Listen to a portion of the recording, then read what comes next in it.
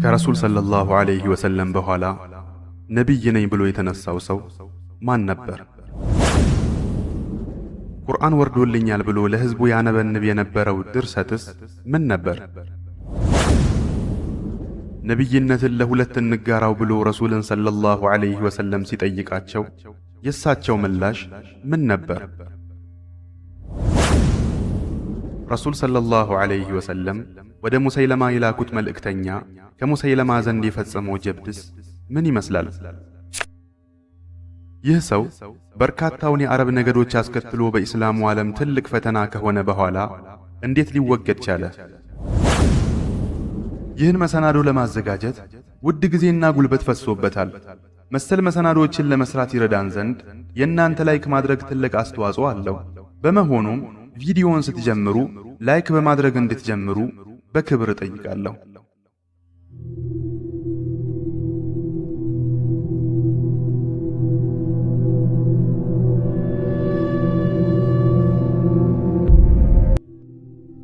በኢስላማዊ የታሪክ ድርሳናት ውስጥ ሙሰይለመተል ከዛብ በሚል ስያሜ የሚታወቀው ሙሰይለመት ኢብኑ ሐቢብ በሰባተኛው መቶ ክፍለ ዘመን በአረብ ምድር እጅግ አነጋጋሪና አወዛጋቢ ከነበሩ ግለሰቦች መካከል ቀዳሚው ነው።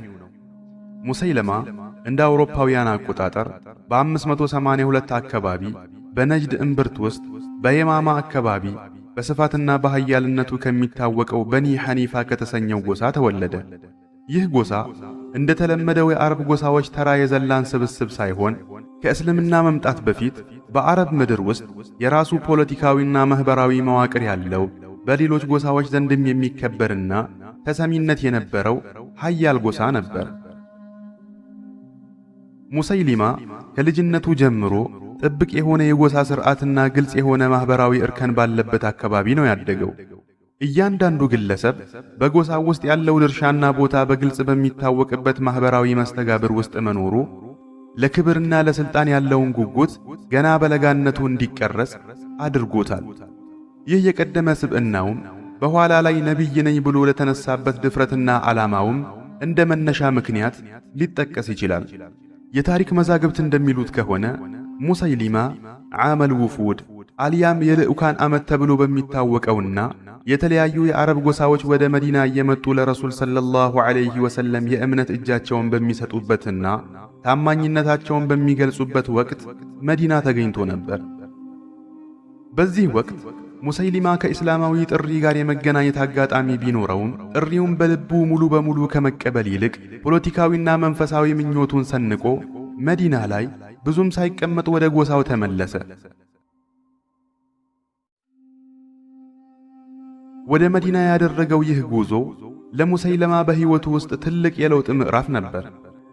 ምክንያቱም የአንዳንድ ጎሳዎችን የነጻነት ፍላጎትና በራሳቸው የመመካት ስሜት እንደ ምቹ አጋጣሚ በመጠቀም ገና ምስረታ ላይ የነበረውን የእስልምና መንግሥት ለመገዳደር የነብይነት ጥያቄውን ለማንሳት መንገድ የጠረገለት እዚህ ላይ ነው። ሙሰይሊማ ወደ ትውልድ ቀዬው የማማ እንደተመለሰም በጎሳው ውስጥ እንደ መሪ ጎልቶ መታየት ጀመረ።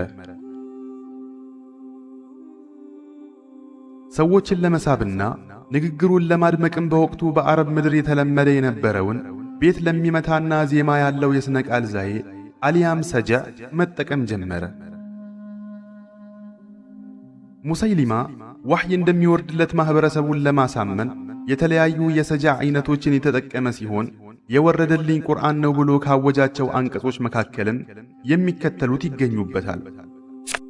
ወለይሉ ዳሚስ ወዚእቡ ልሃሚስ ማ ቀጥዐት አሰዱን ሚን ረጥብን ወላ ያቢስ لقد أنعم الله على الحبلى أخرج منها نسمة تسعى من بين سفاق وحشا مالتن بجألما وليليت دمسون أطفتو بمين كساكسو تكولا أمل الله أنبسا أرتبم يهون درك نجرن على القرطم الله بأرجزنا لاي ولتان واله كما حسن شفاننا كهول إقامك كلمة متنكساكسن نفسا وطا بليلا وجبرباري አንቀጹም እንዲህ ይላል። إن بني تميم قوم طهر اللقاح لا مكروه عليهم ولا إتاوى نجاورهم ما حيينا بإحسان نمنعهم من كل إنسان فإذا متنا فأمرهم إلى الرحمن ማለትም የበኒ ተሚም ወገኖች ንጹሕና ነፃ የሆኑ ሕዝቦች ናቸው። በእነርሱ ላይ የሚጫን መከራ ወይም ግብር የለም። በሕይወት እስካለን ድረስ በመልካም ጉርብትና እናኖራቸዋለን። ከማንኛውም ሰው ጥቃትም እንከላከልላቸዋለን። እኛ ስንሞት ግን ጉዳያቸው ወደ አላህ የሚመለስ ይሆናል። በሌላም አስቂኝ አንቀጹ ሙሰይሊማ እንዲህ ይላል፣ ያ ضفدع بنت ضفدعين نقي كما تنقين للماء تكدرين ولا الشارب تمنعين رأسك في الماء وذنبك في الطين ማለትም አንቺ የሁለት እንቁራሪቶች ልጅ የሆንሽ እንቁራሪት ሆይ የፈለግሽውን ያህል ጩኺ፣ ውሃውን አታደፈርሺም፣ ጠጪውንም አታግጂም። ራስሽ በውሃ ውስጥ ነው፣ ጅረትሽ ደግሞ በጭቃ ውስጥ ነው። በሌላ አንቀጹ እንዲህ ይላል፣ አልፊል ወማ አድራከ መልፊል ለሁ ዘሉሙን ጠዊል ማለትም በዝሆን እምላለሁ፣ ዝሆን ምን እንደሆነ ምን አሳወቀ፣ ለእርሱ ረዥም ስንጥቅ አልያም ግንድ መሰል አፍንጫ አለው። ከቁርአን ጋር ለማመሳሰል በሚሞክረው አንቀጽም እንዲህ ይላል፣ ወልሙበዚራቲ ዘርዓ ወልሓሲዳቲ ሐስዳ ወዛሪያቲ ቀምሓ ወጣሒናቲ ጢሕና ወልኻቢዛቲ ኸብዛ ወሳሪዳቲ ሰርዳ ወላቂማቲ ለቅማ ኢሃለተን ወሰምና لقد فضلتم على أهل الوبر وما سبقكم أهل المدر رفيقكم فامنعوا والمعتز فآووا والناعي فواسوا مالتم زرن بميزروت أزمران بمياجدوت سندين بميبتنوت إهلن بميفجوت دابون بميغاقروت فرفرن بميفرفروتنا كبيننا زيتج أمرو قرشان بمياقرسوت أملالو እናንተ ከዘላን ሕዝቦች ተመርጣችኋል። በከተማ ከሚኖሩትም ማንም አልቀደማችሁም። ስለዚህ አብሯችሁ ያለውን ተከላከሉለት፣ ለተቸገረ መጠጊያ ሆኑ፣ ለሐዘንተኛም አጽናኑት። ይህ የአነጋገር ስልት ተራ የቃላት ድርድር ሳይሆን በንግግር ጥበብ በሚመራው ማህበረሰብ ውስጥ ሰዎችን ለማሳመንና ተከታዮችን ለማፍራት የሚረዳ ትልቅ መሳሪያ ነበር። የሙሰይለማ የሕይወት የመጀመሪያ ክፍል እንደሚያሳየን ግለሰቡ በኃይል የጎሳ ሥርዓትና በተደማጭነት ውስጥ ያደገ እንደነበረ ነው። የሙሰይሊማ የጎሳ ዳራ የየማማ መልክዓ ምድራዊ አቀማመጥና በወቅቱ የነበረው ፖለቲካዊ ሁኔታ ሙሰይሊማን ታሪክ እንደሚያውቀው አይነት ብልህ የጎሳ መሪ፣ ተጽዕኖ ፈጣሪ፣ ንግግር አዋቂና የማያርፍ የሥልጣን ጥመኛ እንዲሆን አድርጎታል። ይህም ረሱል ሰለላሁ ዐለይሂ ወሰለም ከዚህ ዓለም በሞት ከተለዩ በኋላ ከኢስላማዊ መንግሥት ጋር ለሚያደርገው ታላቅ ፍልሚያ መሠረት የጣለለት ክስተት ነበር። ሙሰይሊማ በጎሳው ዘንድ ያለውን ስም ካጠናከረና እንደ ተጽዕኖ ፈጣሪ መሪነቱ ተቀባይነትን ካገኘ በኋላ በፖለቲካዊና ሃይማኖታዊ ሕይወቱ ውስጥ አዲስና አደገኛ ምዕራፍ ከፈተ። ይህም ነቢይ ነኝ የሚለው የሐሰት ድንፋታው ነበር። የታሪክ ድርሳናት እንደሚጠቁሙት ሙሰይሊማ በተራው የጎሳ መሪነት ሥልጣን ብቻ አልረካም። ይልቁንም በሰዎች ዘንድ ሰፊ ተቀባይነትንና ሕጋዊነትን የሚያጎናጽፈውን መንፈሳዊ ካባ ለመደረብ ተመኘ። በዚህም አላህ ለሰማያዊ መልእክትን መርጦኛል፣ ልክ እንደ ሙሐመድ እኔም ነቢይ ነኝ የሚል የክህደት ቃል መናገር ጀመረ። የሙሰይሊማን የሐሰት ነቢይነት ልዩ የሚያደርገው የመረጠው የአቀራረብ ስልት ነው። ይኸውም ሰጃዕ አልያም ቤት የሚመታና ዜማዊ ንግግር ነበር። ንግግሮቹ ልክ እንደ ሰማያዊ ዋህይ እንዲመስሉለት ሆን ብሎ ቃላትን እየመረጠ ይደረድር ነበር። ይህንን የሚያደረገው ከእስልምና በፊት በአረብ ምድር ለንግግር ጥበብ የሚሰጠውን ትልቅ ክብርና ቦታ መሠረት በማድረግ ነበር። ይህ ስልት በዘፈቀድ የመጣ ሳይሆን ገና በወጣትነቱ ካዳበረው የማሳመንና የመናገር ክህሎት በመነሳት አድማጮቹን ለመማረክና መለኮታዊ መልእክት ያለው ለማስመሰል የተጠቀመበት ጥብቅ ስልት ነበር።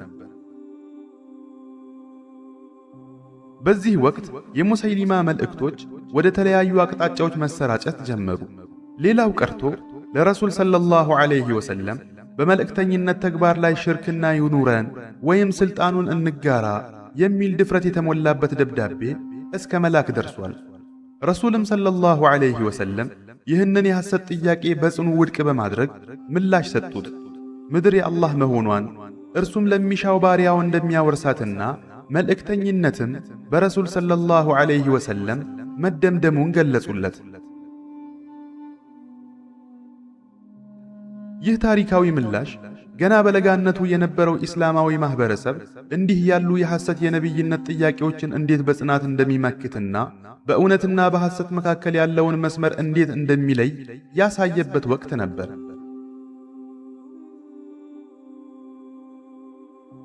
በግል ሕይወቱም ቢሆን ሙሰይሊማ እንደዚሁ የነብይነት ጥያቄ አንስታ ከነበረችው ሰጃህ ቢንቱል ሐሪት ጋር ትዳር መሰረተ። ይህ ጋብቻም ሆነ ከሌሎች የጎሳ መሪዎች ጋር የፈጠራቸው ጥምረቶች ግላዊ ፍላጎት ብቻ ሳይሆኑ በመዲና እየገነነ የመጣውን የኢስላማዊ መንግስት ኃይል ለመመከትና ተጽዕኖውን ለመቀነስ የተጠቀመባቸው ፖለቲካዊ ስልቶች ነበሩ። ሙሰይሊማ በእነዚህ ስልቶች አማካይነት ማህበራዊና ሃይማኖታዊ መሰረቱን ለማስፋትና ለሚያራምደው የሐሰት አስተሳሰብ ተጨማሪ ህጋዊነትን ለማግኘት በጣም ጥሯል። በዚህ የሙሰይሊማ የህይወት ምዕራፍ ውስጥ የምንመለከተው የፖለቲካ፣ የሃይማኖትና የንግግር ጥበብ ውስብስብ ውህደትን ነው። ሙሰይሊማ የጎሳ ተጽዕኖውን፣ የመናገር ችሎታውንና የጥቅም ጥምረቶቹን በመጠቀም አዲሱን የእስላም መንግስት የሚገዳደር ታላቅ ንቅናቄ ፈጥሯል። ሙሰይሊመቱል ከዛብ የነብይነት የሐሰት ጥያቄ ካነሳ በኋላ ረሱል ሰለላሁ ዐለይሂ ወሰለም ደብዳቤ አንግቦ እንዲሄድ አንድን ሰሓባ ወደ ሙሰይሊመቱል ከዛብ ልከውት ነበር። ሰሓባውን ሐቢብ ኢብኑ ዘይድን ወደ ሙሰይሊማ ላኩት። ሐቢብ ሙሰይሊማ ዘንድ በደረሰ ጊዜ ግን ሙሰይሊማ በመልእክተኞች ዘንድ የተለመደውን ዲፕሎማሲያዊ ክብር በመጣስ ሐቢብን በሰንሰለት አሰረው። ከዚያም ሙሰይሊማን አምነው በተቀበሉት ከሃዲያን ፊት ሐቢብን አቆመውና ሙሐመድ የአላህ መልእክተኛ መሆናቸውን ትመሰክራለህን ሲል ጠየቀው። ሐቢብም አዎን አለው። ቀጥሎም ሙሰይሊማ እኔም የአላህ መልእክተኛ መሆኔን ትመሰክራለህን ሲል ጠየቀው። ሐቢብም እየተሳለቀበትና እያፌዘበት የምትለውን ለመስማት ጆሮዬ ላይ ድንቁርና አለ አለው። በዚህ ጊዜ ሙሰይሊማ በንዴት ተሞልቶ ወታደሩን ከሰውነቱ ላይ አንዱን አካል ቁረጠው ሲል አዘዘ። ገዳዩም ያለምንም ርኅራሄና በጭካኔ ሰይፉን በማሳረፍ ከሐቢብ አካል ላይ አንዱን ክፍል ቆርጦ ፊቱ ላይ ጣለው። ሙሰይሊማም ጥያቄውን በድጋሚ አቀረበለት። ሙሐመድ የአላህ መልእክተኛ መሆናቸውን ትመሰክራለህን? ሐቢብም አዎን አለው። ሙሰይሊማም እኔስ የአላህ መልእክተኛ መሆኔን ትመሰክራለህን ሲለው ሐቢብ አሁንም ጆሮዬ የምትለውን ከመስማት ዶንቆሮ ነው በማለት መለሰለት። በዚህ ጊዜ ሌላኛውን የአካሉን ክፍል እንዲቆርጡ ታዘዘ። ሙሰይሊማ በዚህ መልኩ የሐቢብ ረዲየላሁ ዐንሁ አካል አንድ በአንድ እየቆረጠ አሰቃየው። ሐቢብ ግን ለምንም ነገር አልተንበረከከም። በእምነቱ ላይ እንደጸና በጌታው መንገድ ላይ የታገሰ ሆኖ አካሉ ለሁለት እስኪሰነጠቅ ድረስ በጽናት ቆየ። ሰሓባው ይህን ሁሉ መከራ የተቀበለው ለአላህ ሲል ነበር።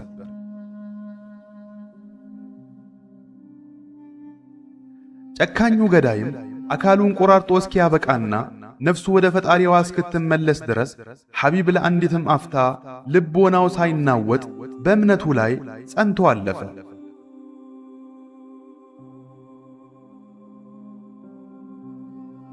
ከዚያም ይህ አሳዛኝ ዜና የሐቢብ እናት ኑሰይባ ዘንድ ደረሰ። ምን ያደረገች ይመስላችኋል? ደነገጠች? ልብሷን ቀደደች? ወይስ ፊቷን መታች? በፍጹም። በአላህ ላይ እምነትና ጥልቅ እርግጠኝነት በሞላበት ልብ ውስጥ እንዲህ ያለ ስሜት ቦታ የለውም። ኑሰይባ እንዲህ አለች፣ ልጄን ለዚህ ቀን ነው ያዘጋጀሁት፣ አጅሩንም ከአላህ ዘንድ እከጅላለሁ።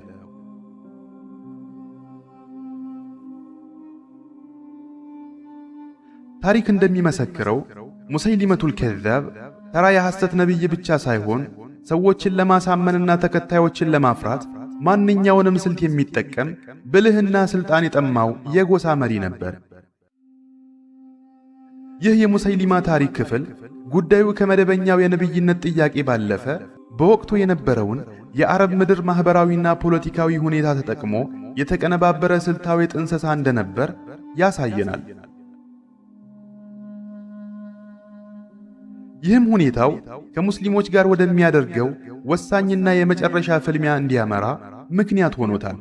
በ11ኛው ዓመተ ሂጅራ የረሱልን ሰለላሁ ዐለይሂ ወሰለም ከዚህ ዓለም በሞት መለየት ተከትሎ የአረብ ምድር በፖለቲካዊና በሃይማኖታዊ ጥምረት የተሞላ ፈታኝ ምዕራፍ ውስጥ ገባ። አንዳንድ ጎሳዎች በአቡበክር ስዲቅ ረዲየላሁ ዐንሁ ለሚመራው አዲስ የኸሊፋነት አስተዳደር መገዛትንና ታማኝነትን መጠራጠር ጀመሩ። በዚህ ወሳኝ ወቅት ነበር የሙሰይሊመቱል ከዛብ ማንነት በጉልህ ጎልቶ የወጣው። ይህንም ምስቅልቅል ሁኔታ ስልጣኑን ለማጠናከርና በጎሳዎች መካከል ያለውን ተጽዕኖ ለማስፋት እንደ ወርቃማ አጋጣሚ ተጠቀመበት። ሙሰይሊማ የአንዳንድ ጎሳዎችን የነጻነት ፍላጎትና የበኒ ሐኒፋን ዝና እንደ መከታ በመጠቀም ገና ለቁም ለበቃው የኢስላም መንግሥት ትልቅ ስጋት ሆኖ ተቃዋሚ ኃይል አደራጀ። የታሪክ ድርሳናት እንደሚዘግቡት ሙሰይሊማ በየማማ አካባቢ እጅግ ግዙፍ የሆነ የጎሳዎች ጥምረት ማሰለፍ ችሎ ነበር። ሙሰይሊመቱል ከዛብ ራሱን ነቢይ አድርጎ በመሾም ለኸሊፋ አቡበክርና ለኢስላማዊው መንግሥት ያለውን ጥላቻ በይፋ ገለጠ። ሰዎችም ለሱ እንዲገዙና ታማኝ እንዲሆኑ ጥሪ ያቀረበ። ይህ ወቅት ለሙስሊሙ ማህበረሰብ እጅግ ስስና አደገኛ ነበር። ምክንያቱም የረሱል ሰለላሁ ዐለይሂ ወሰለም ህልፈት የፈጠረው ሐዘን ሳይሽር በተለያዩ አቅጣጫዎች የሚነሱ የክህደት አመጾችና እንደ ሙሰይሊማ ያሉ የሐሰት ነብይነት ጥያቄዎች መንግስቱን ከውስጥ እየሸረሸሩት ነበር። ይህ ሁሉ ውጥረትና ፍጥጫ በታሪክ ውስጥ እጅግ አስከፊና ደም አፋሳሽ ከሆኑት መካከል አንዱ ወደ ሆነው የየማማ ጦርነት አመራ። በወታደራዊ ጥበቡ ወደር በማይገኝለት በኻሊድ ኢብኑል ወሊድ የሚመራው የሙስሊሞች ጦር በሙሰይሊማ የሚመራውንና በበኒ ሐኒፋ ጎሳዎች የታጀበውን ኃይል ፊት ለፊት ተጋጠመው። ሙሰይሊማ የጎሳ መሪነት ልምዱንና የማሳመን ክህሎቱን በመጠቀም ወታደሮቹ እስከ መጨረሻው እንዲዋጉ ለማነሳሳት ቢሞክርም በኻሊድ ኢብኑል ወሊድ ጥብቅ ወታደራዊ ስልትና በሙስሊሙ ጦር ጽናት ፊት ሊቆም አልቻለም። በጦርነቱ ማብቂያ ላይ ሙሰይሊማ በጦር ሜዳው ላይ ጀግንነት ለማሳየት ቢሞክርም በመጨረሻም በዋህሽይ ረዲየላሁ ዐንሁ በተሰነዘረች ገዳይ ጦር ተመቶ ወደቀ። የሙሰይሊማ መገደል የንቅናቄው ሙሉ በሙሉ የመፈራረስ ምክንያት ሆነ። በኒ ሐኒፋዎችም ተሸነፉ። ሙስሊሞችም የማማን ሙሉ በሙሉ በቁጥጥራቸው ሥር አዋሉ።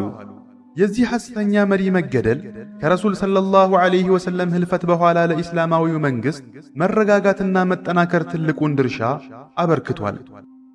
በአጠቃላይ የሙሰይሊመቱል ከዛብ መጨረሻ የግል ምኞት ከታሪካዊ ክስተቶች ጋር ተጋጭቶ የደረሰበት ውድቀት ነው።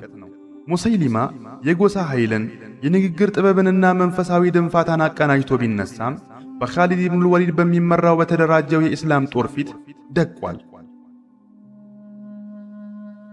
ሙሰይሊማ ምንም እንኳ ትናንትና በበርካታ የጎሳው አባላት ተከብሮና ተፈርቶ የኖረ ቢሆንም ዛሬ ላይ ግን ስሙ በታሪክ ድርሳናት ውስጥ የሚጠቀሰውም ለስልጣን ሲል ነቢይ ነኝ ብሎ የዋሸና የጥፋት መንገድን የመራ ሰው ተምሳሌት ሆኖ ነው። በየማማ ምድር ያደገው ያጎሰኛው ወጣት ነቢይ ነኝ ወዳለ መሪነት ከዚያም ሙስሊሞችን ወደሚገዳደር የጦር አበጋዝነት ተሸጋግሮ በመጨረሻም በታሪክ ውስጥ ለሐሰተኛ ነቢይነትና ለጥፋት እንደ ማስተማሪያ ምልክት ሆኖ የሕይወቱ ጉዞ አበቃ። ታሪኩ ለእውነት መቆምን፣ የአንድነትን አስፈላጊነትና የሐሰት መጨረሻ ምንጊዜም ውድቀት መሆኑን ትልቅ ትምህርት ጥሎ አልፏል።